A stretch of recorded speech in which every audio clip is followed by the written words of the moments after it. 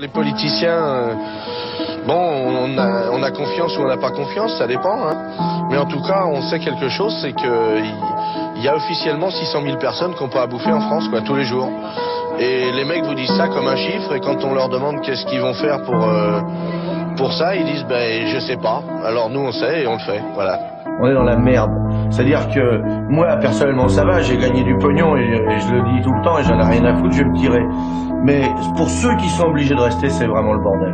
C'est vraiment pas bien. Il y a une pyramide sociale où il y a un mec qui est en haut tout seul. Giscard, vous direz, il y a du vent en ce moment-là.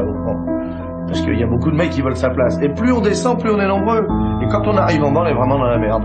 Alors moi, ce que je voudrais, c'est qu'on remue la merde de manière à ce que... C'est donc vraiment une histoire de merde, ma candidature. Je voudrais qu'on remue la merde et que l'odeur monte jusqu'au nez des mecs qui dirigent et qu'au lieu d'être tournés vers l'extérieur du pays, ils se tournent un peu vers l'intérieur et qu'ils disent qu'est-ce qu'il y a, qu'est-ce qui se passe, qu'est-ce qu'ils ont ceux-là. Ah merde, on leur prend tout leur pognon. Ah oui, il faudrait leur en laisser. C'est un mec qui a donné à bouffer aux gens, quoi. C'est incroyable, quoi. Qui a trouvé l'idée de, bon, par sa notoriété évidemment, mais il avait d'un seul coup propulsé, putain, on va donner à manger à tout le monde, bordel. Dans ce pays, qui est un pays où il y a de la bouffe pour tout le monde. C'est pas normal que les gens crèvent de faim, quoi. On a eu du rab. On en a eu un peu plus que prévu. Alors on vous a amené le reste. Il est donc allé voir l'abbé Pierre, à qui il a remis un chèque d'1 million de francs. C'est vous dire, tout ce que les Français avaient donné, c'est de vous dire à quel point Coluche tapait juste. Les Français étaient tout à fait sensibles au fait que c'était pas normal qu'on puisse mourir de faim en France. Alors pour les hommes politiques, j'ai aussi un message, c'est ça. Et puis pour ce que je crois à leur sincérité, j'ai un autre message, c'est ça.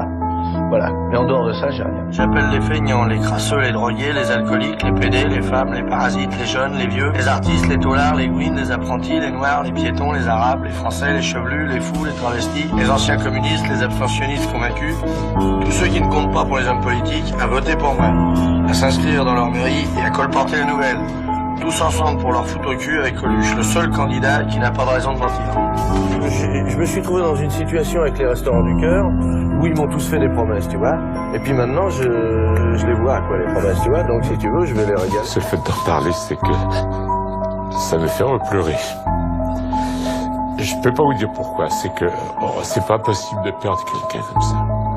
Et que la mémoire revient instantanément, c'est-à-dire ce coup de téléphone où j'ose pas poser la question, mais... Et le dernier me dit, il est mort.